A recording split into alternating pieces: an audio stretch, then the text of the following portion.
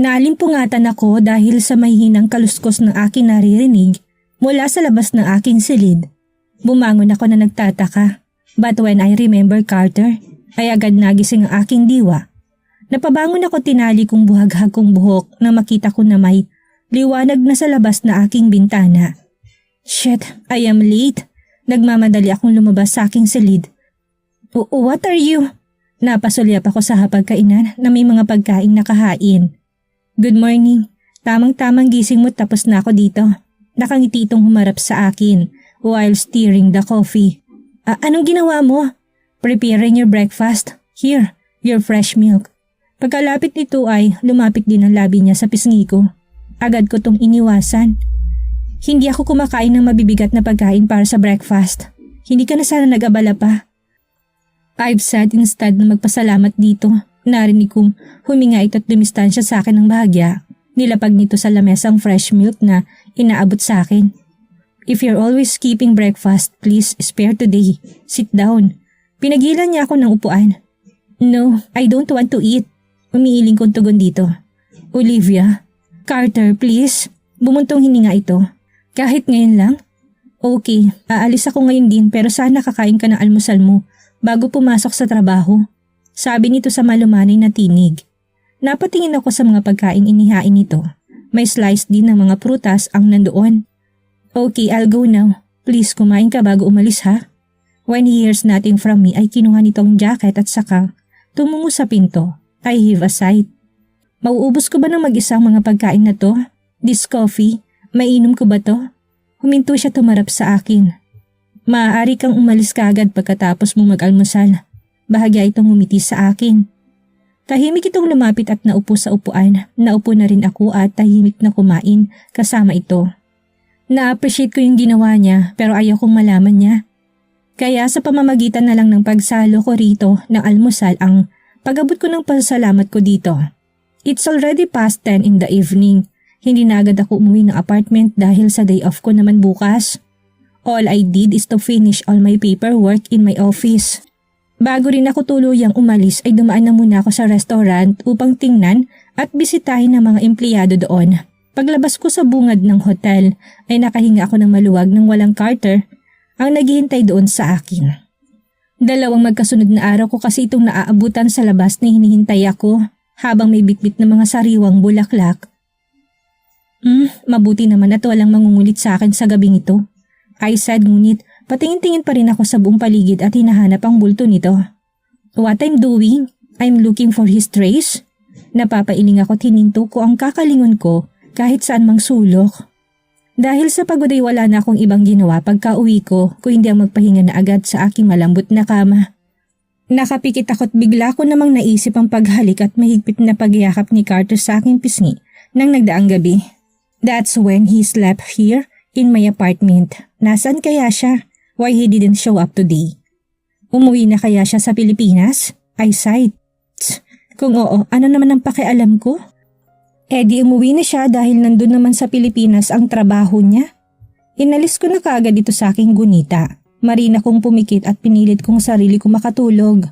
Gumagawa ako ng mga gawaing bahay. Yun kasi ang oras ng paglilinis at paglulondry ng mga damit dahil sa wala kong pasok. Pagkatapos ko sa lahat ay tumungo naman ako sa kusina upang ipaghanda ang sarili ko ng late breakfast. Habang kumakain ako ay kausap ko si Mommy through video call. Kinakamusta niya ako. Nasa kalagitnaan kami ng pag-uusap ni Mommy nang may kumatok sa labas ng aking apartment. Nagpaalam na muna ako dito at nangakong tatawagan muli ito. Nakakunot noong lumapit ako sa pinto.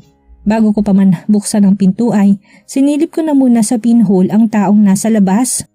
Biglang tumibok ang puso ko nang makita ko si Carter na nakatayo sa labas ng pintuan ko. Mukha siyang fresh and unresistable with his navy blue collar sleeve. May bitbit din itong isang nakabasket na bulaklak at may chocolate. Napasinghap ako nang muli itong kumatok. Gusto ko siyang hindi pansinin pero desidido na yata siyang maghintay hanggang sa mabuksan ko ang pinto. Napatingin ako sa aking pangkaraniwang suot kung wala bang mali. Wala naman kahit na nakapambahay na short at damit lang ako. Nakailang ulit akong huminga ng malalim, saka ko napagdesisyon na nabuksan ang pinto. Hi, morning. How are you? I'm fine. Bakit ka nga pala nandito? For you. Inabot nito sa akin ang bitbit nito. May bala ka bang punuin ang apartment ko ng mga bigay mong bulaklak? He smiled at me. If you will allow me. Nilakihan kong bukas ng aking pinto. Pasok ka. Pumasok ito. Isinara ko naman ang pinto. Pagharap ko'y siya rin pagharap nito sa akin. Napalunok ako dahil sa lapit namin sa isa't isa. Mariin itong nakatingin sa akin. Ako rin ay nahihipnotismo sa pagtitig nito. Ilalagay ko na muna sa vase ang mga bulaklak. I said to avoid the stare. Pumunta ako sa restaurant. Tinanong ko kung nasan ka. Uwi ka nito habang nakasunod sa akin sa kusina. It's my day off, sagot ko rito. Yun ngang sabi nila. Kahapon hindi kita naabangang lumabas. May meeting kasi akong dinaluhan at medyo malayo. Humarap ako rito matapos kong mailagay sa vase ang bulaklak. It's okay. Hindi mo naman obligasyong hintayin ako. Akala ko nga umuwi ka na. Sumeryoso itong bigla. I think I don't want to go back home. Hanggat nandito ka, hindi ako uuwi. Napalunok ako. Maya-may tumawa ako ng bahagya. That ridiculous. Sinong mamamahala ng kumpanya niyo? Tatakbo ito nang wala ko, Olivia. At ang buhay ko, hindi maayos ang takbo habang ang isipan ko'y nasa malayo. Nandito sa'yo. Bigla kong iniwas ang tingin ko rito. Agad ding bumalik sa aking gunita ang sinabi ni Kara sa mismong birthday ng anak nito. Tss, Carter. Rest day mo naman. Come on, pagbigyan mo kung lumabas kasama ka. I guess you already know a lot of wonderful places to visit. Ha? No, busy ako sa gawaing bahay ngayon. Rest day. Please, please. Ganyan ka ba talaga? Mangungulit ka sa akin kung kailan mo gusto? Tanong ko rito. Nagkibit ito ng balikat. Hindi naman siguro masama, right? At hindi rin masamang pagbigyan mo ko. What? Okay, kung makakapaghintay ka hanggat matapos kong laundry time ko. Go ahead and I will patiently wait until you done it. Gusto mo tulungan pa kita? No, I can handle it. Bahagya itong ngumiti sa akin. Okay. Sige po ka na doon sa sala. Tumangwit at sumunod naman sa akin. Wala akong maiisip na puntahan sa araw na yon. Until I choose the Granada Alhambra, the glories of Granada. Ang mga tao'y pumunta doon mula sa iba't ibang panig ng mundo upang bisitahin ang Alhambra, isang napakagandang Moorish castle complex na mas maganda kapag naiilawan sa gabi. Spend time wandering through the general life. Pero ang pinaka-pinupuntahan namin ay ang Granada Garden has been called a paradise on earth. And at the end of the day, there is a Gypsy Zambra flamenco show. I and Carter dance with their cultural dance. Hindi lang naman kaming nakisaya sa culture show, kundi lahat ng mga turista na nandoon. I was so happy. Pangalawang beses ko na kasi ang pumunta doon. Noong una ako lang mag-isa, kaya hindi ko masyadong na-enjoy ang pagpunta ko doon.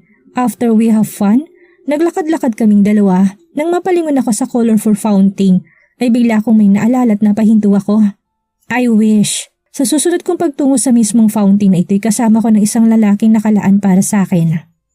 Ang lalaking mamahalin ako ng tunay at ang lalaking mamahalin ako ng buong buo. Olivia, are you okay? Nagising ako sa aking pagbabalik tanaw. Sa tinig na yon, I immediately look at Carter. Biglang tumibok ang aking puso habang nakatitig sa mga mata nito. Siya ba ang tinutukoy doon sa hinihiling ko sa fountain? Tanong ng aking isip. Are you okay? Pag-uulit nito ng tanong. Ha? Okay lang ako. Napatango ako dito habang malakas pa rin ang pintig ng aking puso. Come, let's go to that fountain. Ha? Tell me, Olivia, are you okay? Di naman itong nuukol sa pamamagitan ng kanyang palad. O okay lang ako, tara. At nauna na ako nagtungo sa naturang fountain. Oh, ang wishing fountain ha? Wika nito na tinanguan ko lang. Wait, I have a coin here. Kinapa nitong bulsa ng black jeans. Here, mayroon nga. Inabot nitong isa sa akin. Tiningnan ko lang ang barya sa kamay niya saka umiling. Ikaw na lang, I also have mine. Sabi nito. Okay, thanks. Saka ko yung tinanggap, bahagya itong umiti at tumango sa akin. And then he faced the fountain. Katulad nito humarap na rin ako doon. Then I slowly closed my eyes. Pagkatapos ko mag-wish ay saka ko inihagis ang baril sa aking kamay. Pagmulat ko'y ramdam ko nang nakatitig sa akin si Carter. I feel awkward at that time, lalo na nang malingunan ko itong nakatitig nga sa akin ng mariin.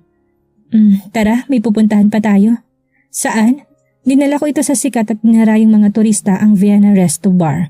Isa itong romantic bar outdoor na may magandang hardin at mga tanawin sa buong paligid. Nice place, ang wika nitong umpo na kami sa isang sulok na mesa. Yeah, that's why I bring you here. Malakas kong sagot dito dahil sa medyo malakas ang tugtog sa component. Bago na upo, hinubad ko muna ang long jacket na suot ko. Come on, let us order our meal. Waiter! Tawag ko sa isang waiter na dumaan.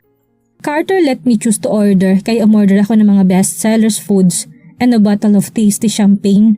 Naunang dumating ang champagne kaya yun munang ininom naming dalawa. Napangiwi ako ng inisang lagok ko ang laman ng aking baso. Olivia, you haven't eaten yet. Wika nito nang maglagay ulit ako ng alak sa baso ko. It's okay, maya-may nandyan na rin naman ang pagkain natin. Nauuhaw lang ako, I said and I got my wine. Pagkarating ng pagkain ay kumain na kagad kami habang umiinom ng alak. Ang lahat ng nandoon ay nasisiyahan ding kumain kasabay ng malamig na simoy ng hangin. Maayos na kapaligiran at magandang tugtugin. You are drinking too much, Olivia. Tama na yan. Pinigilan niya ako ng lalagok na sana ako ng alak sa ikalimang pagkakataon. No, ano ka ba? Hindi naman ito nakakalasing. This champagne contains only 10% of alcohol. Isa pa sanay ako sa mga wines dahil itong karami ko sa oras na pagod na ako sa lahat. Saad ko rito sa kangumiti at nilunok ang lahat ng alak ko sa baso. Tinitigan lang ako nito ng mariin. Napapailing ako at nagsalin muli ng alak sa baso ko. Come on, Carter, kumain ka na't uminom ka pa. Come on, let's cheers. Tinaas kong aking baso dito. Tumitig ito sa baso ko. Bumuntong hininga siya at mayamay nakipagpingkian nga ito ng baso sa akin. Then we both drink our wine. Lumalim ang gabit na paparami na ako ng inom ng wine. Nararamdaman ko na rin ang katabilan ko sa mga oras na yon. I don't feel tipsy or something dizzy.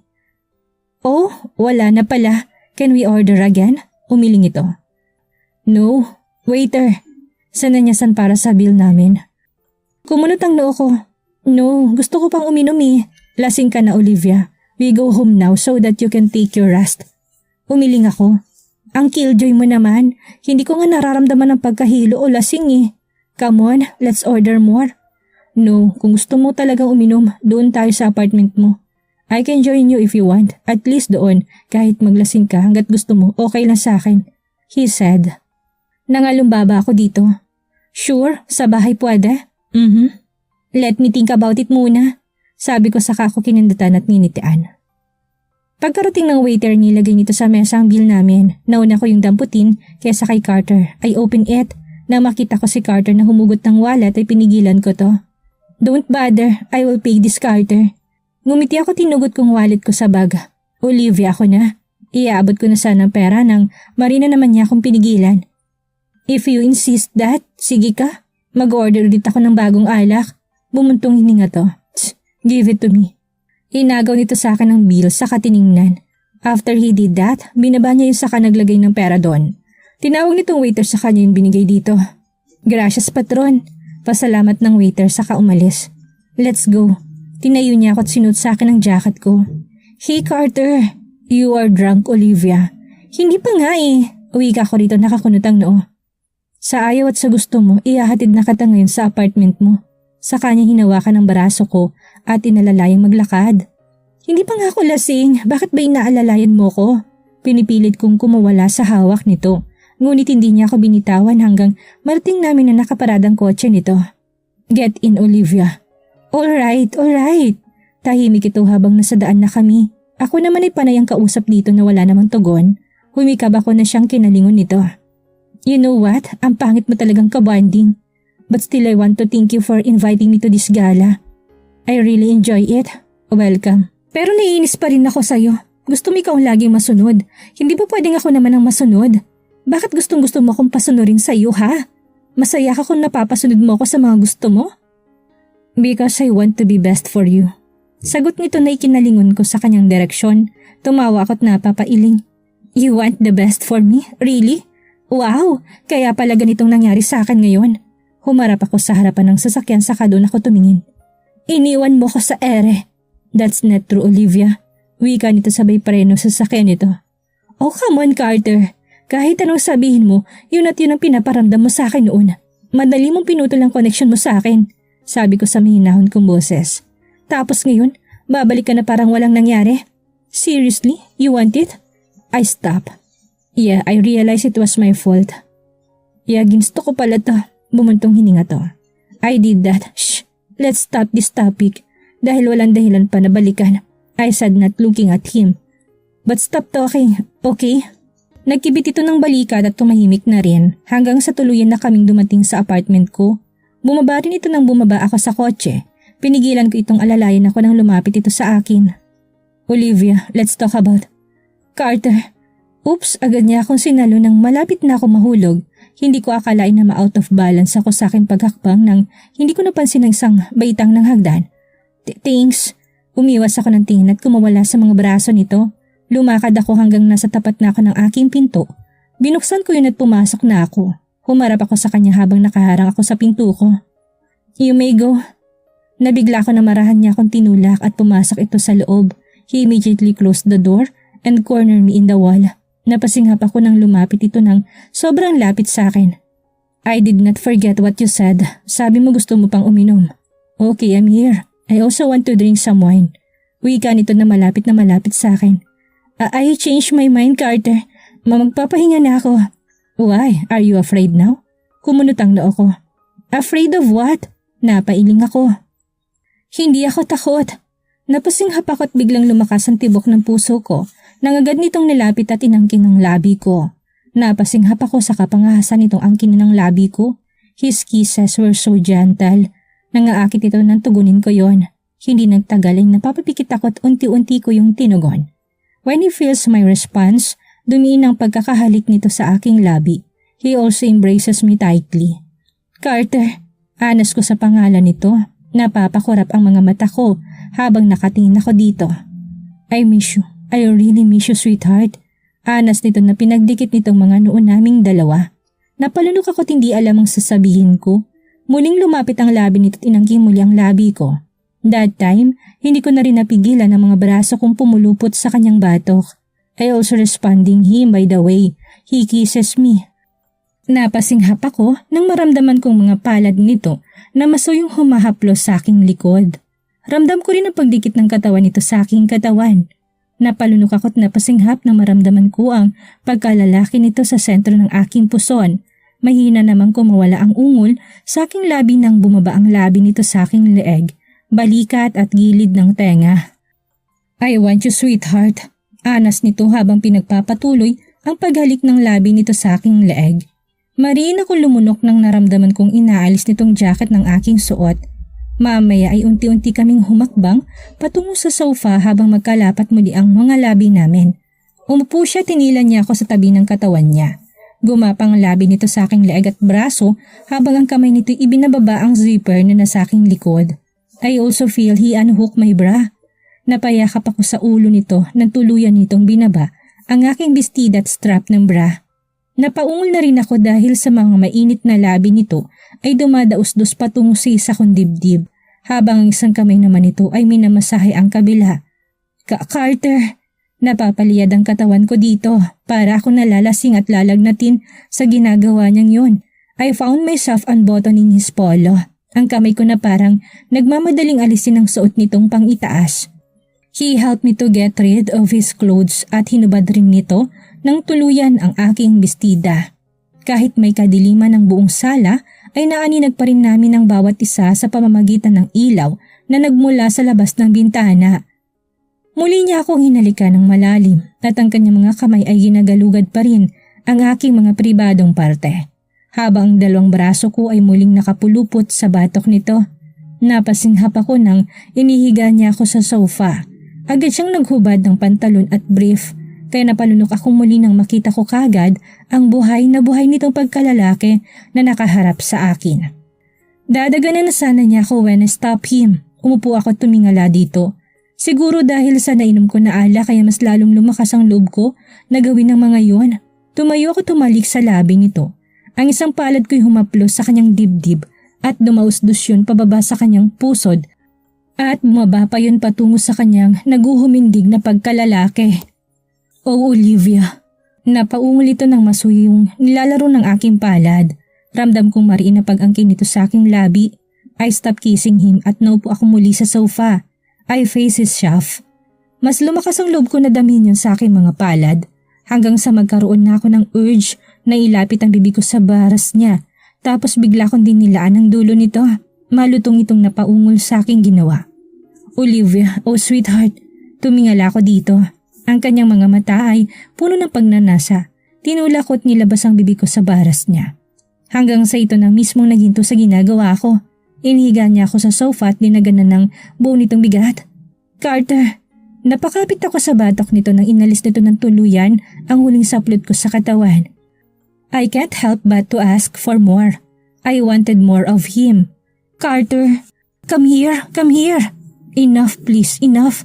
I want you now. Hindi ko napigilan ang paglakas ng ungol ko dahil sa ginagawang pagpapala nito sa aking hiyas. Tumingala ito sa akin. He then sexily smirked at me.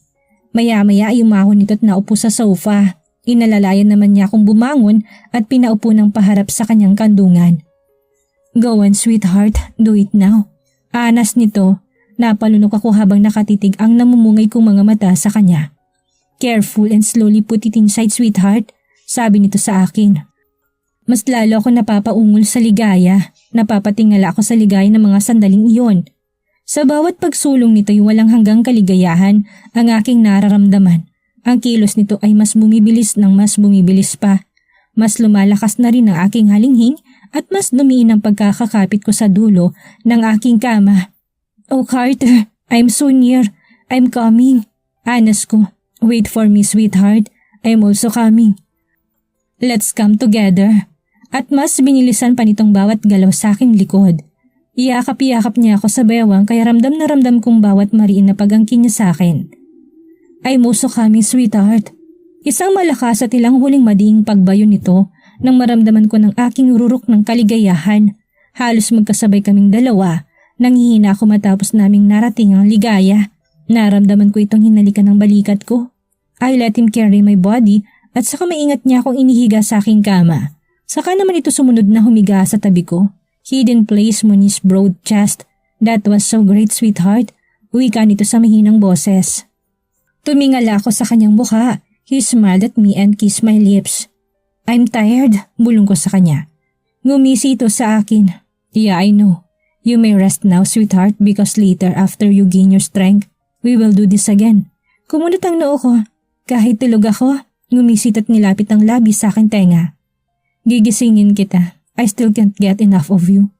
Ang bulong nito sa akin. Then why not now? Para isahang pagod na lang. Wika ko sa kanya. Really? Kaya mo pa? He said. Ngumisi ako at dumausdos ang palad ko sa tiyan nito at nilalakbay nito ang pababa sa kanyang puson until it reached his strong shaft. Nagulat ako nang mahawakan ko tong buhay na buhay pa rin. Yeah, I think so. Try me. Ngayong muling may nangyari kina Olivia at Carter, eto na kaya ang simula para muling may pagpatuloy ang relasyon nila? Yan ang ating aalamin sa susunod nating kabanata.